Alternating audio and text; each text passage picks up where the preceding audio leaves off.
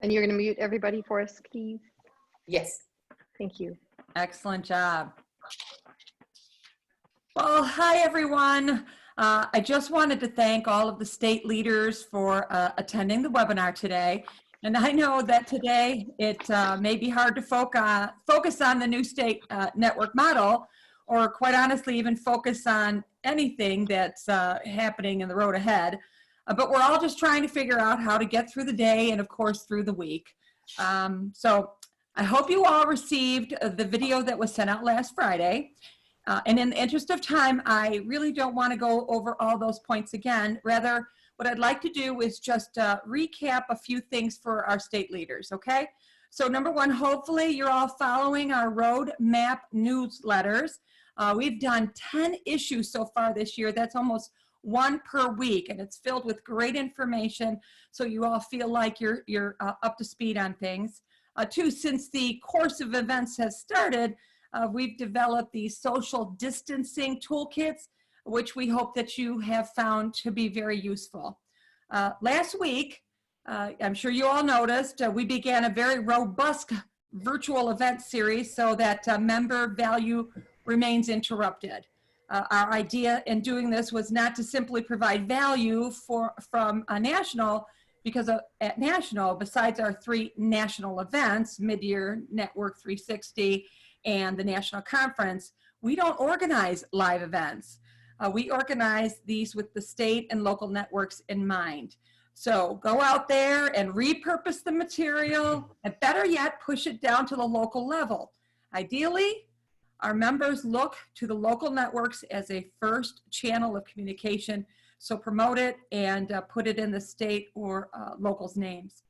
So number 4, we are going ahead with mid-year, of course, but in a different format. It's going to be in a virtual format, and you can expect a lot more communication in the coming weeks on details, but we're going to forge ahead on the matters, and that includes getting all you trained and geared up for the new state network model going into effect. So, and my last point is with everything else that's going on, we have 5 more weeks of renewals. And we really need your help with this effort, team. Since the current news events have hit the headlines, our renewals have grinded to a halt. So we ask for your assistance in mobilizing local networks to get our members renewed. So the technology problems we experienced before have all been resolved by and large, and so we all need to work hard to get renewals completed. So your help would be greatly appreciated on all of that.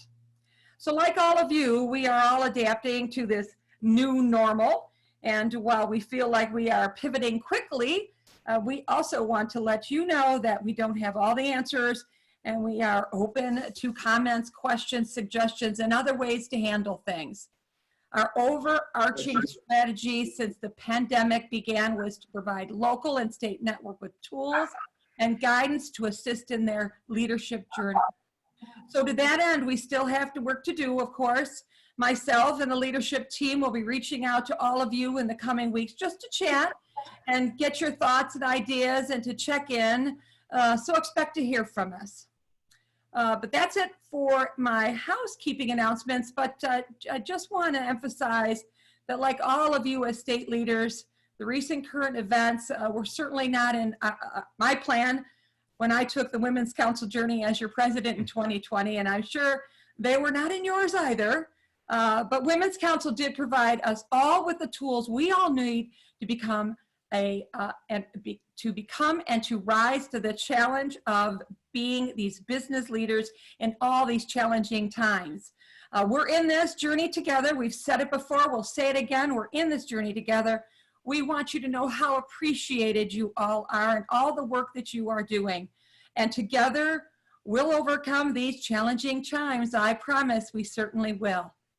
Okay, I'm gonna send it over to you, Heather and Jim. All right. Thank Thank you, Brenda. It's interesting, just as someone who's had an honor really to work with Women's Council over many years now. It is in these times that Women's Council really does shine. This is truly a community of folks that really care about each other, and it's just wonderful to see how you come together so quickly and support each other. So it's really heartwarming. So thank you, Brenda. A few technical guidelines for how we're going to operate the seminar. Olivia, I believe, is going to mute everybody at the start. And then we're going to go through some material, Heather and I, and then we'll entertain plenty of time to entertain questions. But if you have questions along the way, you'll see on the toolbar for your Zoom toolbar, there's a chat feature. And so what I'd love for you to do as you think of questions as we go through the material, go ahead and put the questions in the chat box, and I'll keep track of them so that when we're ready to open things up and answer some questions, then we'll have a good list to start with. Okay, so keep thinking about the material and put your questions in chat, and we'll get to all of them. Okay, so this webinar is obviously specifically designed for state network leaders.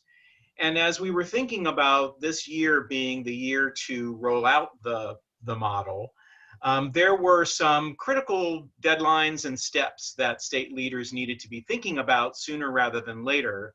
And so the idea of a webinar that focused on what should I be doing now was born. So as you're laying the foundation for transitioning to the new model, what we're going to cover in the next few minutes is 3 things that are important to be thinking about and actually taking action on right now. And that is appointing your state liaison. We'll go through the specifics of that. Holding elections, gearing up for elections, and making sure that your president-elect and state liaison will be able to attend Network 360 this year. Okay, so let me go over just a highlight of a few things. You may recall this timeline that you've seen before. This is sort of an overview of how Women's Council is going to transition to the new state network model. And so it obviously shows that last November, the model was approved and the bylaws were drafted and approved. And this is the year 2020 where the foundation is being laid. We're doing a lot of training opportunities and you're starting to put the pieces together. And then starting January of next year, 2021 is really the operational year. So the affiliation agreement will be signed in January. The full model will be in operation, and obviously lots of support to help you transition to all the various pieces of the model. And then January 2022 is everybody should be up and running and fully complying with the standards. So let me just pull out this 2020 year and get a little more specific with some key dates that you might want to remember. Obviously, as we are all facing a very fluid situation and thinking about taxes at this time of the year, you know, you still, individuals and corporations still need to file network tax returns. That the deadlines are a bit fluid, as we've heard right now, but keep an eye on that because this is clearly something we still need to be thinking about. As Brenda said, in May, albeit virtual, we will be doing a boot camp for state network leaders with some hands-on materials on implementing the new model. And then you should be gearing up for elections. And one date we want you to remember is that by June 1st, or before you hold your state elections, whichever comes first, that state liaison needs to be appointed. So again, before you hold your elections or by June 1st at the latest is the appointment of that state liaison. And Heather will go through some of the specifics of how to do that and what kind of person you should be looking for, et cetera. August, obviously, then is getting your president-elect and state liaison to 360. And then, of course, encouraging you to hold your elections much earlier in the year, but ultimately Those new officers and DVPs, if you're from a large state, need to be reported to national by October 15th. So that is the ultimate deadline to have done those elections and reported those new leaders. And then, of course, at the end of the year, the state networks should be submitting their business plans and their budgets to the newly appointed and elected national liaisons. So we'll obviously be talking much more about that as the year goes on. So those are some of the specific deadlines for this year in particular that you'll want to keep in mind. And the other thing we wanted to share with you is that we continue to develop and add resources and tools for you to, in support of you transitioning to this new model. So this slide shows you some of the tools that are already available, and the link at the top is how you access those. It's a really dynamic page that we keep adding to. And the other thing to note there is that I just talked to, Jeff told us yesterday that the new bylaws, state network bylaws, have all been added to your microsites. So those should be there as well for you. But what's already available, obviously the standards, we've got leadership job descriptions for all the key positions done, an oversight chart. Every state network is responsible for having a really good strategic plan in place. And so we've developed a tool to help you do that, along with other resources for you. And then to come, obviously we're working, you've got a task force working furiously on other types of tools you're going to need, including strategic partner outreach tools, election tools, a confidentiality agreement, a consent to serve, an application, a new business plan, tools to help you do your state network services and events. And one of the new standing committees or mandatory committees required is Past President Advisory Committee. And so there's some resources there for you to constitute that group and make sure that they're able to produce some productive support for those state network. So lots more to come, but make sure you're monitoring the page on the website that's specifically for you. Okay. And one of the things, as Jim's talking about with these tools, is feedback that we get from you all. The 2020 leadership team looks at that feedback and says whether we need an additional tool. So just keep that information coming. If you find we're missing something in this that we're building for you all and the things that we have listed here, then definitely let us know so we can help you. Because that's what we're here to do. We want to make sure that we have the tools. So your 2020 leadership team will look at all the comments that we get and direct, as Jim shared, there's a task force going on.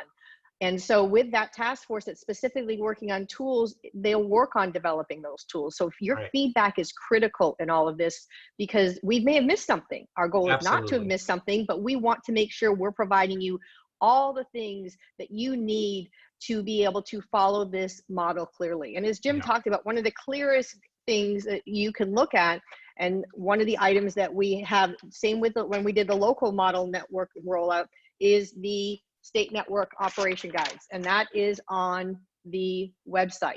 This is basically the step-by-step instructions of what we're doing and what we're talking about. All the tools enhance that 8-page document. So that's really important to remember. And one of the other comments that Jim made is talked about district vice presidents when you're doing your elections, and we'll go further into this. But if you are a state that has 8 or more networks, you are considered a state that can opt in to having district vice presidents when you do your elections this year. So that is something to think about. So we can revisit that when I talk over about elections, but I just want to make sure that you understand, because the words we've been using is a large state. And when you typically all have thought about a large state, you think of the big 3, which is Texas, California, and Florida. And when we designed this, we knew that you all needed support. So we made sure that if you are a state that has 8 or more networks, that you can opt into that district vice president process. And that is, again, in all these documents that I'm holding in my hand. So make sure you take a look at that. Yeah, in fact, we do have one of the job descriptions is a district vice president job description. Yep. So if you're interested in that, take a look at the job description and see if those functions in your state would really provide more support to your locals.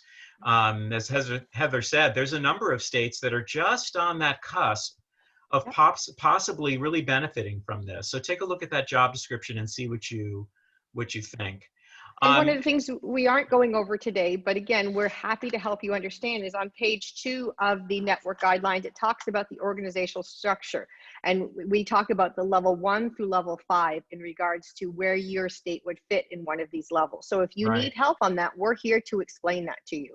So make sure you take the time to understand the top of page 2 of where your state at this time fits into the model. Because this is a model that allows you to level up based on the clear guidance that we're giving you here. Great. Okay. And as Heather said, and I'll just close with this and toss it back to you. You know, when you develop models like this and you think about a really good, efficient design and how things could work more efficiently at the state level, and provide you as volunteers with what you need to succeed. And do it efficiently, there's always going to be things that we can't think of until you're actually doing it. Yep. So don't hesitate to say, this function, we kind of struggled through this, and it would have been helpful if we had a template on X or a guideline on Y. Until we're doing it, we really don't know all the resources needed. So as Heather said, please let us know, and we've got a group working on pulling together. And the other thing too is that as you go through this as states, you're going to come up with really great ideas on how to do something. And so what we want to also do is have you share with each other on what works and what could be better on some of these areas of the model, because you all are going to be able to share some really great successes. And we'll try to do that virtually as well, so we all have a chance. And make sure you're sharing with us, because again, if you look and read the state network operation model, the design and why we did this is we had 23 states operating 23 different ways. Right. And that is not an efficient way to run an organization and to be able to help you, because the staff at National, when you came to us with questions, we didn't necessarily know the answers because you were all operating differently. So this is all about us operating the same depending on the level you're at, the size of your state, and allows us to be able to grow and know the parameters in which you're growing in, and we can help you efficiently at the national level. And that's exactly what your 2020 team wants. That they want to be able to help you, and in the future, the teams that are there, they want to be able to help you efficiently and know that they can come in following the model to get you set on the right course that you need to be on. Great. And lastly, I'll just say again what Brenda said. We had planned a boot camp for state network leaders to really roll up our sleeves and get hands-on with the model and work through some of the application and implementation of this. And we commit to being very creative and finding ways we can still do that in May. And have it be interactive so you feel you're ready to go. So stay tuned for more information on that. But for now, why don't we go to the first topic of what you should be doing now, and that is appointing state liaison. So Heather, walk us through that. Okay, so I know this is one of the things we've heard from across the country, that you're all excited about this, and we love that, and that's fantastic. However, there is definitely a process in appointing a state liaison, and so we really need you to, in some sense, take a step back and make sure that you follow the guidelines that we've asked for you to do in regards to appointing a state liaison. It's really critical, because this is not something that someone can say, I'm going to self-appoint myself to do that. And yes, we've heard that.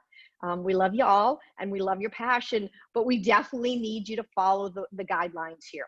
So who gets to appoint this person? And that is the incoming state president. So that is going to be your 2021 president, because we already know who that is because you have a president-elect. They're the person who is going to appoint your state liaison.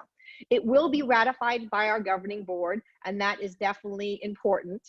And we want that to happen.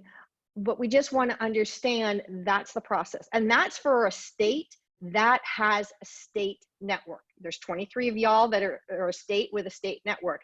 A little bit about the rest of the nation that does not have a state network. I'll use Oregon as an example.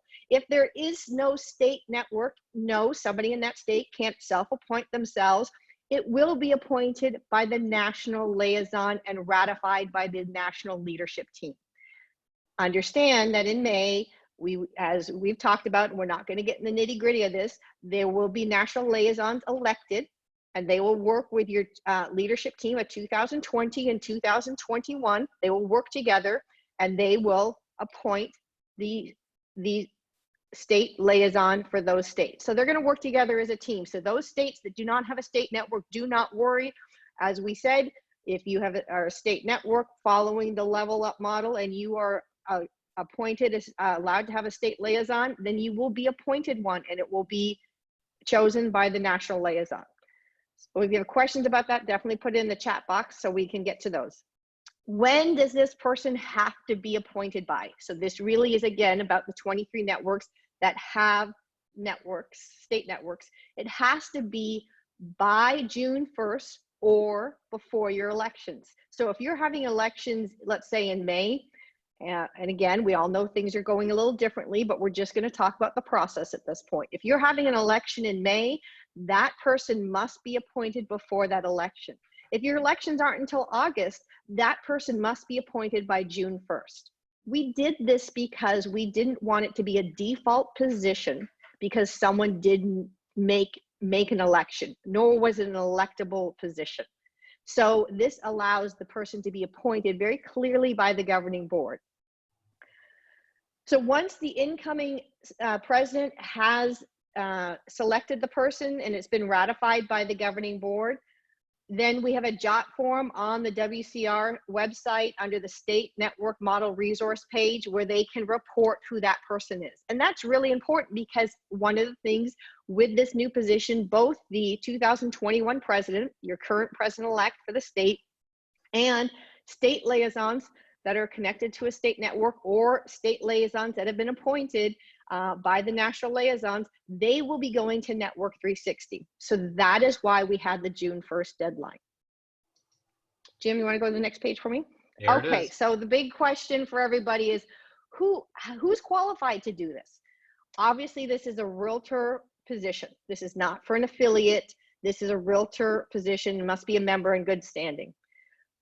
The goal of this person and what we want is this person has to have served either as a local network president or a membership director or some type of equivalent leadership experience.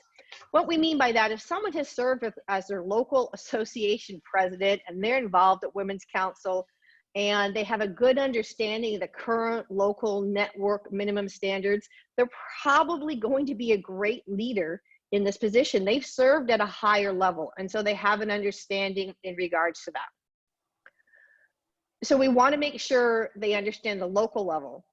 Also, in regards to the state, they have to have a good understanding of the current roles and responsibilities if the state has a state network of how a state network functions, and that they've served at some point on the state network governing board in a capacity that's not just as a local network president. So it's really critical. We want this person to have knowledge. In some sense, this is someone who coulda, woulda, shoulda, maybe been a state president, and they just chose that wasn't the path for them, but they love being involved in Women's Council. They have an amazing amount of knowledge. Maybe they're a past state president. That's okay too. A past state president that's actively involved. This has to be someone who has a lot of knowledge regarding the state network. We also, again, want them to have experience attending leadership training programs. Hopefully the incoming person has looked at who is out there that understands conflict resolution. Maybe they've served maybe in a larger state, they've served as a district vice president, but they just didn't want to go up that leadership ladder. They've hopefully had mediation training. We'd love for them to hold the PMN, the Performance Management Network designation, and that they've attended operation sessions at the national meeting in the last few years. Yeah. In other words, this is someone who has current great knowledge about Women's Council realtors, both at the local or 3 levels: local, state, and national. So Heather, it might be good at this point, because we've had so many positions and descriptions. Why these qualifications that Heather is going over is so important is to remember what the function of this person really is.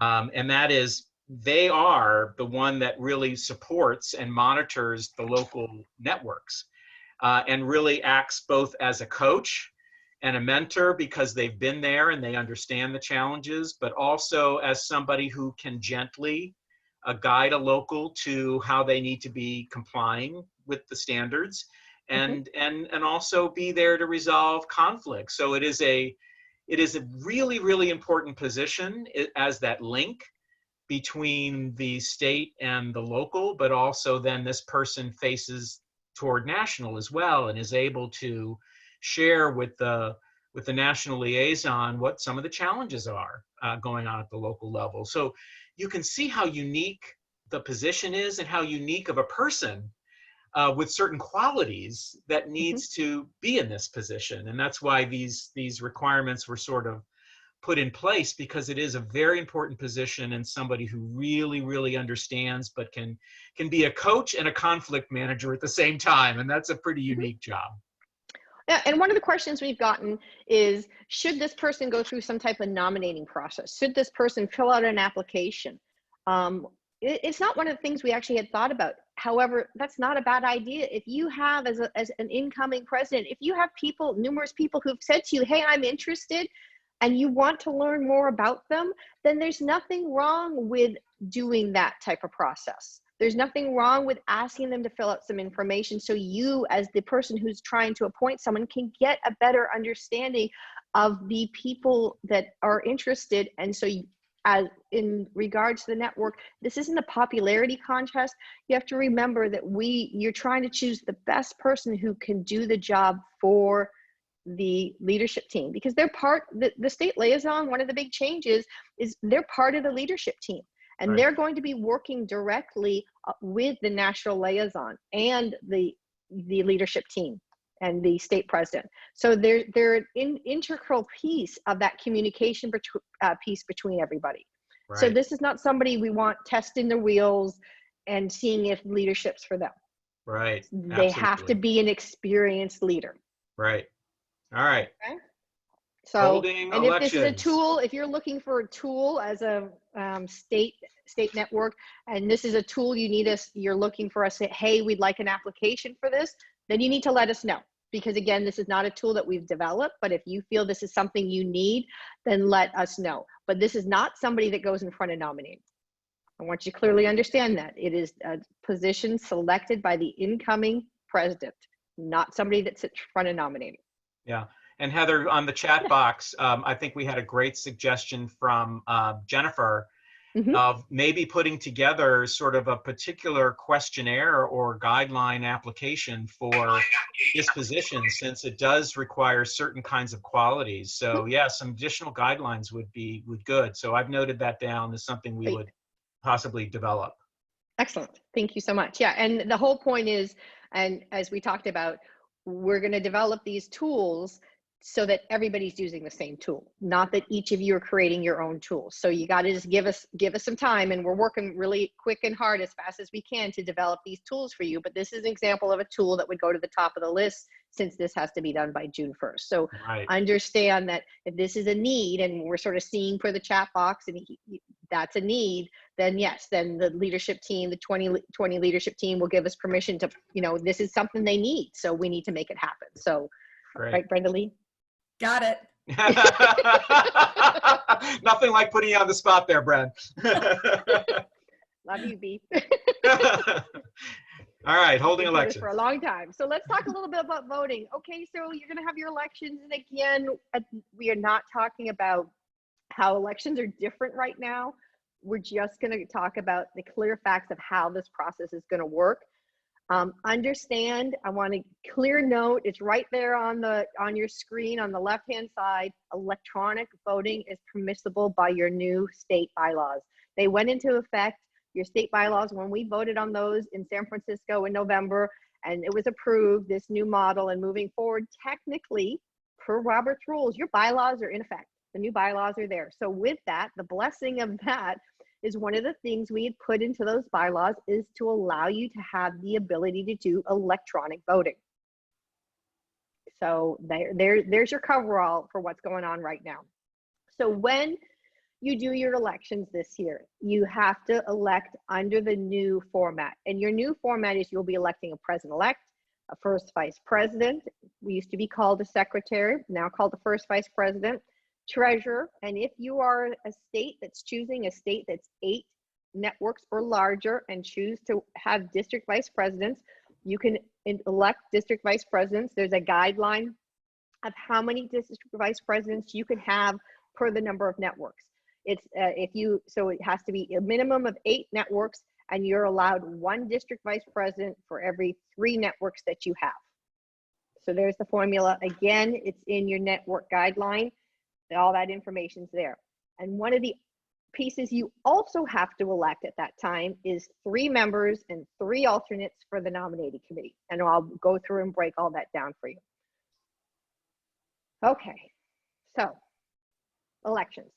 You have to have your elections no later than October 15th because they have to be reported to national. We really, really, really want you to do it earlier. Understand it's all timing of when your state meetings are. And again, we're going to remind you that you have the ability to have elections electronically. Okay, so who gets to vote in these circumstances? So each governing board member gets to cast a vote. And so understand that your local network presidents are part of your governing board. They can proxy their vote if they're not in attendance to someone on their leadership team. And each governing board casts 1 vote. The local network presidents do have a weighted vote based on the number of realtor members that they have as of December 31st. That's a flat number across the board. Everybody's the same. So if you are a network that has 30 or less realtor members, you get 1 vote. And you'll see the formula, 2 votes if you're between 31 and 60 realtor members. Again, the word here is realtor members. And national is the one that will provide you that information. And so it's not that it's how many members you have as of April 1st. No, it's as of December 31st. It's fair for everybody. I understand your network may have grown as you move into a year and they've grown by 10 realtor members. That's wonderful. We had to have a fair guideline for everybody to follow. In regards to your members that you need to elect for your nominating committee, there's 3 members and 3 alternates for the nominating committee. 1 member and 1 alternate of the nominating committee is elected. We gave you this year's information by the 2020 governing board from the 2020 governing board. So 1 member and 1 alternate. You also have to elect 2 members and 2 alternates for the nominating committee for 2021, coming from your general membership and elected by the general membership. So what that means is, yes, maybe that's coincidentally somebody that's on the governing board, but that means someone who's currently serving as in a network, and they're currently serving as a membership director, and they're passionate and in the audience, and they want to turn around and put their name in for a vote. That's who can put their name in for a vote. They're not currently sitting on the governing board. And we did that when we created and you'll see who sits on your new nominating committee for a state for 2021. We did that because we wanted a wide variety of people who were part of the process. And so that there was different points of view and different levels of experience so that they could be choosing the right people to continue to serve as your leaders. Okay, Jim. Okay, so let's look a little bit at this time frame. This should be a slide that is very familiar to you when we always talked about local network guidelines. So this is, again, it's a 60, 60, 30, 14, 14, 7, and 0. Okay, so this is your guideline how to do this. So 60 days prior to your election, minimum. So could you do it 90? Could you do it more than that? 100% you can. These are minimum standards. So establish your committee. and get the committee who has been established, and we've talked about who's going to be in those positions. Make sure they sign a confidentiality agreement. What happens in a nominating room is not ever meant to leave that nominating room. You're talking about people and their qualifications, and do you think they're ready or not? And based on what's going on, this isn't personal. This isn't a popularity contest. These are hard conversations that your nominating committee should be having about people who are interested in moving forward. It's not meant to be toxic or mean. And so what's said in that room needs to stay in that room. It is absolutely critical. So that's why they sign a confidentiality agreement. We want everybody to clearly understand what they've stepped into, what they're involved in, and the importance of that. You want to start reviewing the qualifications and job descriptions to make sure everybody understands. And then obviously 60 days prior, your minimum, sending out a call for nomination. Who wants to be part of the next leadership team? You want to make sure that they're doing that. So they're putting their hand up. Someone's saying, I want to run for treasurer. Fantastic. You're going to get those applications in. If you're a state that has 8 or more networks and you're choosing to have district vice presidents, people are putting their hand up to be able to run for that. 30 days prior, you want to make sure that you've received your applications and that people have signed their consent to serve. So that should be actually packaged in the applications when you're sending it out to people to fill out. Obviously 14 days minimum prior to your election. So that's not at the same time. Many states have had elections and their nominating committee convenes and we do elections within the same meetings. I can tell you I'm in a state that used to do it that way. What we're telling you, and I have to say, what the silver linings from things that have happened, we have learned with this type of technology that we're using, such as Zoom, that you can conduct a meeting not being all together physically in front of each other. So that means minimum 14 days prior that your nominating committee must be conducting the interviews and making sure the candidates meet the requirements that they have. And again, they're going to meet, and then 14 days prior, this slate has to be delivered. The slate must put out at least one qualified candidate for each position. And on that, Heather, we had a question, and I think it's well worth addressing now. Yes. Anybody who is qualified and who goes through the screening of that nominating committee can be on that slate, right? I mean, it's not one person per position. It's everyone who is qualified can be on that slate, correct? How I remember this being worded is they could say 2 people are qualified to run. They could do that. They could actually say that we go to somebody and say, at this time, we don't feel you're qualified for running. We're not going to slate you. Right. However, the key piece in there in regards to anybody has a right to run from the floor. Okay. So that goes to number 7. And that is, if someone who chooses to run and they aren't on the slate, they must declare that they are going to run from the floor minimum 7 days prior to the election. Right. So they can be qualified. Qualified, just that they're a realtor in good standing. We can't stop anybody from wanting to run. But the one thing we can say is, are you a realtor in good standing? Right, absolutely. With your association. That's across the board. That is something that happens at your local association. That is, other than qualifying that you're qualified to run, you're a realtor in good standing. If you don't come out from the slate and you are passionate and want to step forward and still put your hand up and run, go for it. We're not stopping that. At the local, similar to the local level, what we're trying to prevent is the same day, same moment, I'm going to run from the floor. Right. This is preventing chaos that we have seen, whether it be at state, we used to see it at local. We're preventing the chaos. We're not stopping you from running, but if you know you're going to run, you should know at least 7 days prior. And we felt that was more than a fair place to be, that you'll be able to declare to the nominating committee that you plan on running from the floor. Right. Go for it. Yep. Okay. So, and then obviously day 0, it's election day. You're making this happen. So that's your clear process on how to make this happen at this time. Okay. Very good. Hold And on. someone asked, can there be multiple slated candidates? Yes, there can be multiple slated candidates. If your group feels 2 people are qualified to run, put the 2 names on the slate. They can do that. Right, and that was the question. I just want to make sure that we answered that. You know, but it's not that.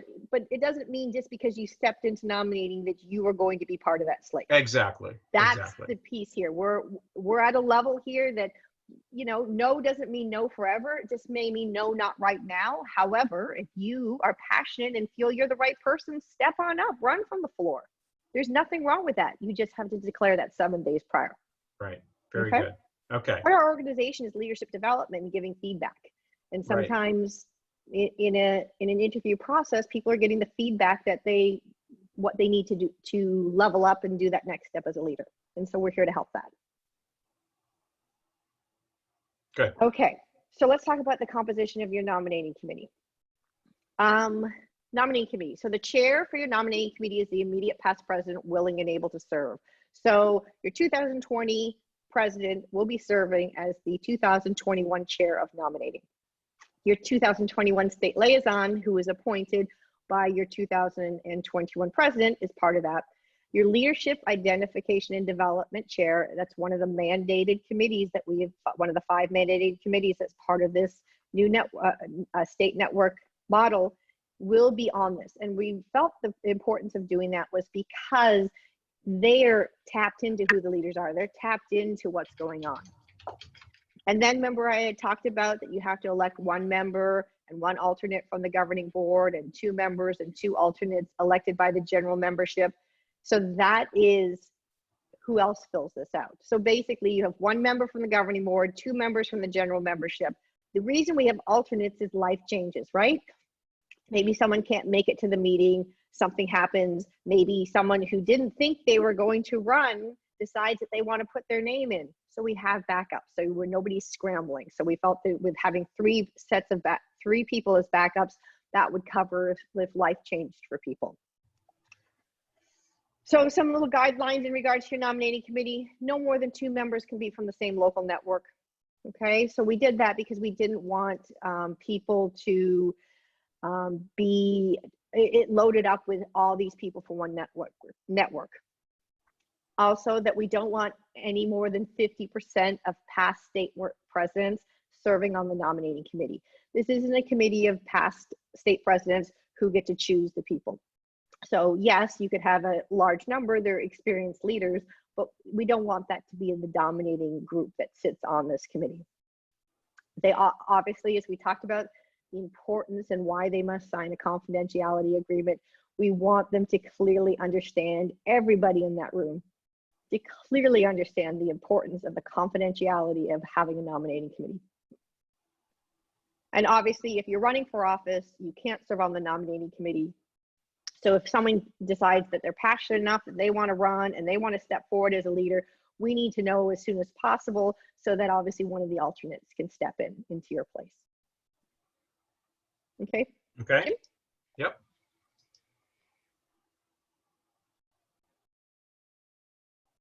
Okay, so we had a great question, Kelly, and I'm going to answer that now before we go on. And the question is, if there are not candidates for all the positions by the time we hold elections, is there a process for filling those positions post-election?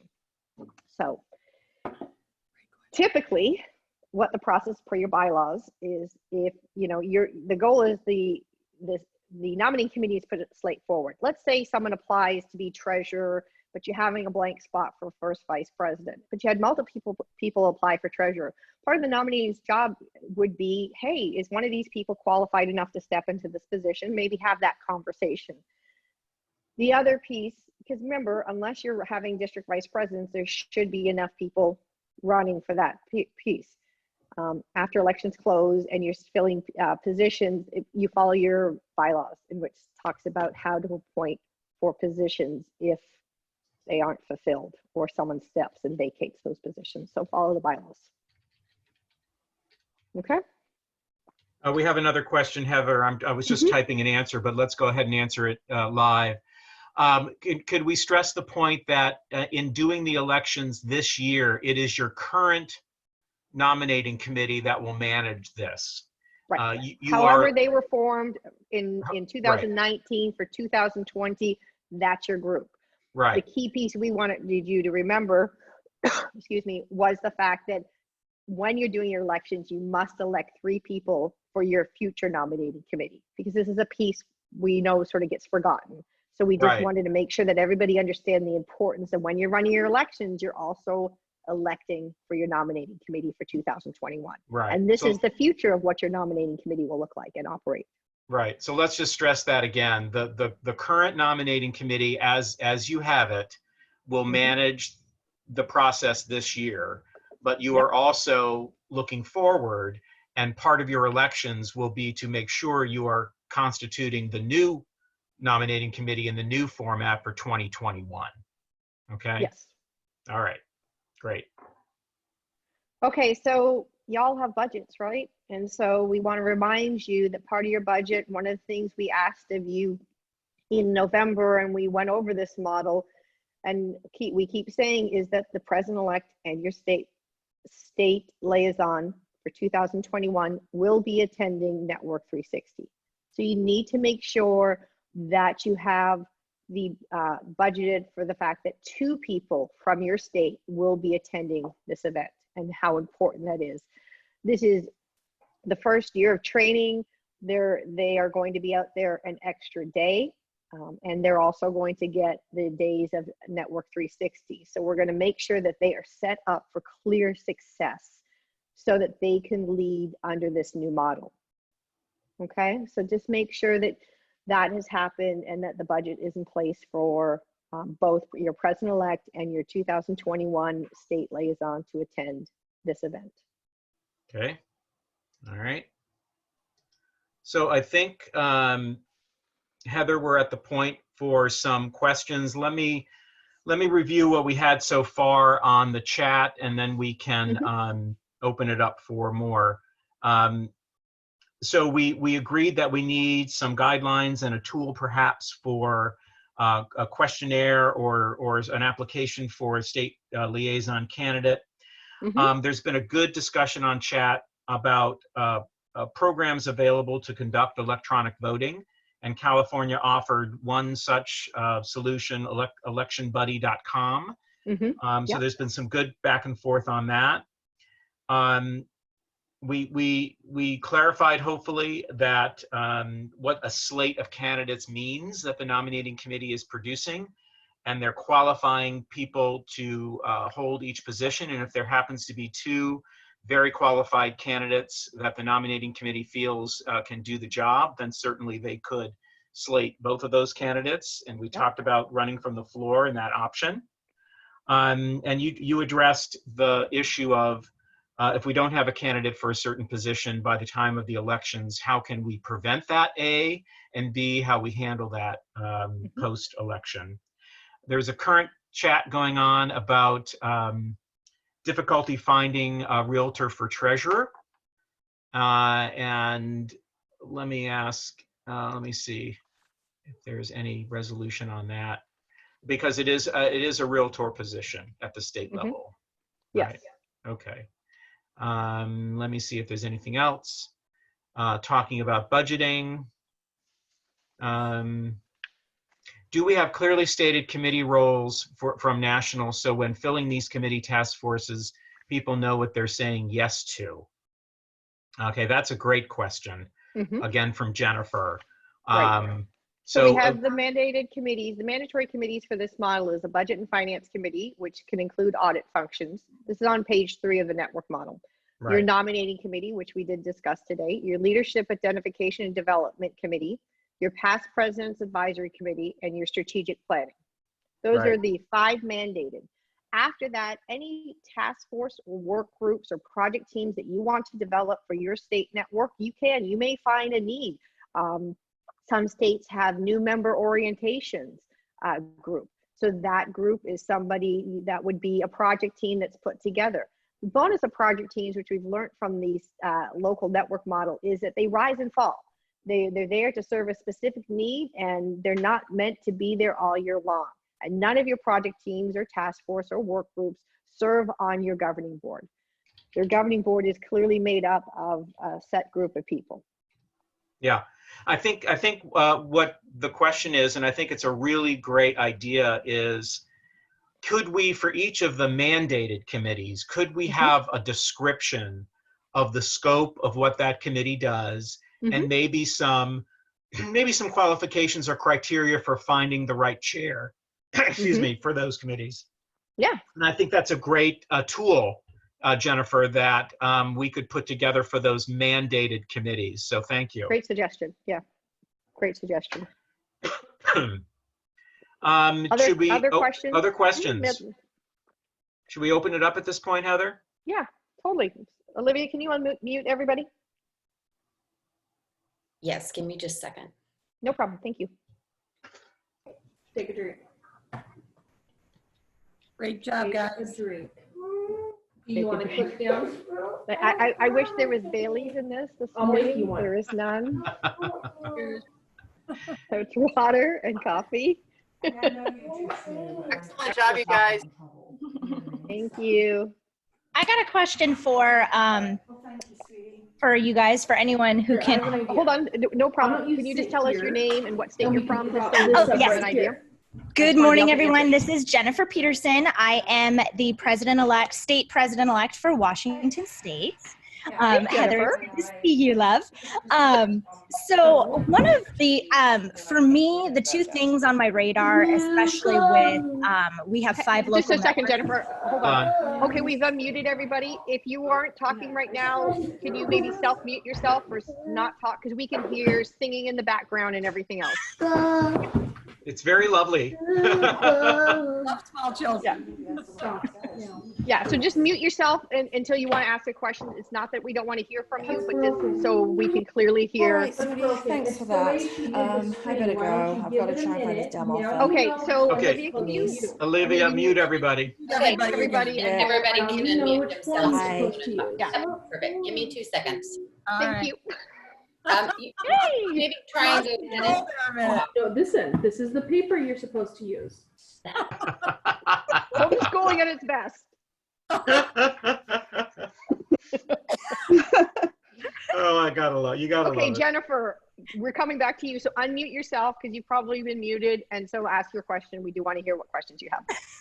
All right, so, excuse me. 2 of the main concerns, at least for Washington State and for what's on my mind, is the 2 new changes. For one, being treasurer seat is now a realtor position opposed to affiliate member, and then the state liaison. I would say for the state liaison, that problem will resolve itself, especially with a questionnaire if needed. But with the 5 networks, I think as far as Washington State, sometimes the biggest concern for anybody in the leadership role is to get more people to say yes to a seat. And for the treasurer seat, that's probably the most daunting, especially for a realtor. So I was just curious if, I brought it up in the chat, so I'm not sure how many other state networks are also feeling exposed for that.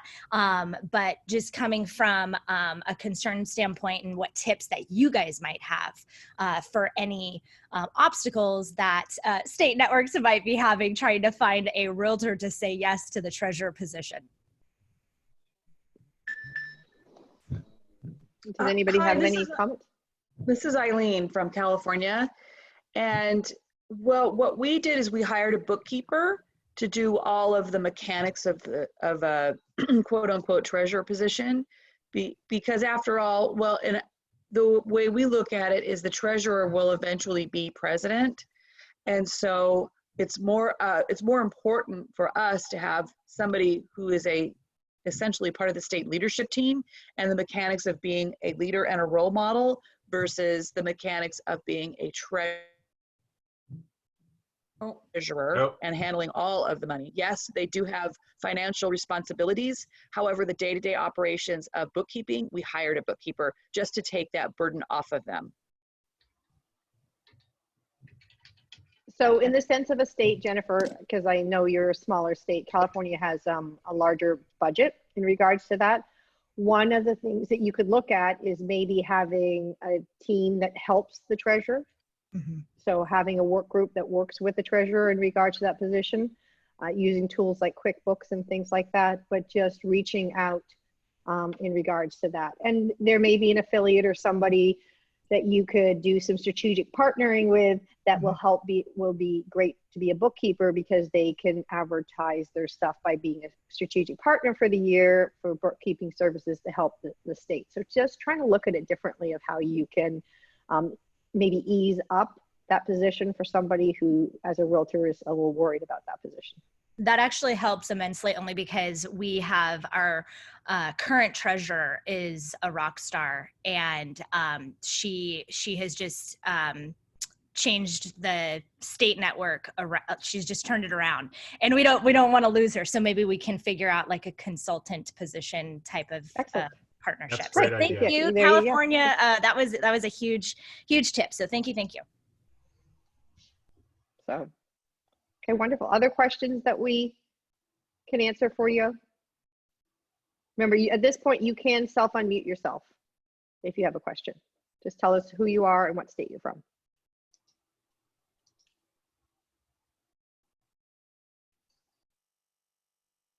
Really? This is Elizabeth. Hi, Elizabeth. Yes. Hi, Elizabeth Ortega, President for Arizona. My question is, how soon, so Arizona elections aren't until August, but how soon should we be posting these descriptions for 2021 elections and putting them out there so people can start thinking about running? Minimum 60 days out. So it's, let's say your elections are August 1st. So therefore you're looking at by June 1st. Minimum. Okay, but can we start now? Yes, And put them out? Absolutely. One of the things that we talk about this all the time at the local level, when we talk about how many events to have. Minimum standards. Here's your minimum standards. Minimum 60 days out. If you want to do it 90 days out, no problem. You just must meet your minimum standards of what that time frame where you saw the 60, 60, 30, 14, 14, and 7 and 0. Okay, so just minimum standards. Okay, so if you want to exceed those minimum standards and you're ready to roll it out now and get names out there for elections and get the job descriptions out and get everybody excited, not a problem at all. Make it happen. Great. Yeah, Thank you. great. Okay. Hi, this is Cheryl Hunter, President, Hey, Cheryl. Texas. I have a question regarding the industry events.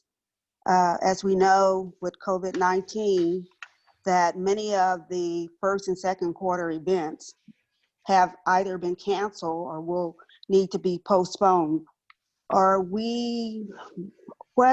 we doing to, are we having some type of flexibility on the number of events that they will have to have? So I'm getting that this is a local network question that you're asking about, correct? Yeah, it's regarding our local networks, and that was one of the things they wanted to know. Understandable. Brenda Lee, I will toss that I would to you think as that the there would be president. flexibility. Absolutely. Okay. We're just going to go day by day here, people. Okay. We'll figure this out. Okay. I've taken that question many times as well, Cheryl. Oh, okay. Thank you. Thanks, Brenda Lee. Appreciate it. Other questions that we can answer for you?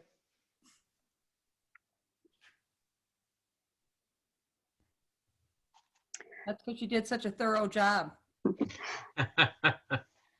And there's more to come. As we said in May, we will be doing, and we're designing that now, our boot camp to really get into some nitty gritty. And as you heard, you suggested some additional tools that we could add to the toolbox for you all, as well as building the tools so that we can give you stuff in hand to be able to really understand everything as you proceed. The best thing I can tell you is please go to that website link that we provided. Please pull this down. Please pull down your network guidelines. It really, we have done a great job. Your national team has done an amazing job to really spell everything out. And if you have a question, we're here for you. So please reach out. You can reach out to me. You can reach out to your 2020 leadership team.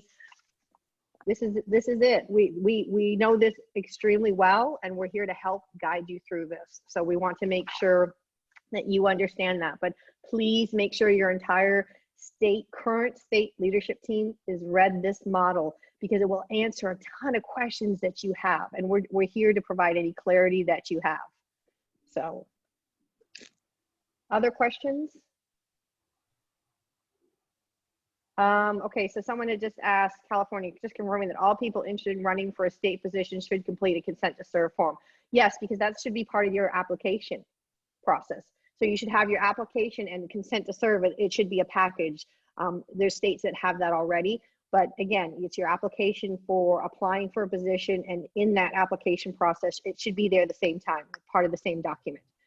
So that it's there, that they're already understanding their consent to serve and what it means to serve. So some states put on a leadership retreat, which you should be putting on, and part of the new model. And understand in that consent to serve should be part of that. You should be explaining the dates of when that's happening, because if people are consenting to serve not only to the position, but any training that takes place to make that position happen. Other questions? Okay, so it looks like, again, go back to that link. There's a lot of information online. We have everything there. I'm just reading the chat box as we're sort of going on here, and it just, everybody's thanking us for the information. We honestly thank you for your time. I think we had as many as 66 participants, and so this is great information. We are here to help you, and we appreciate you taking an hour out of your day. It was great to see many of your faces.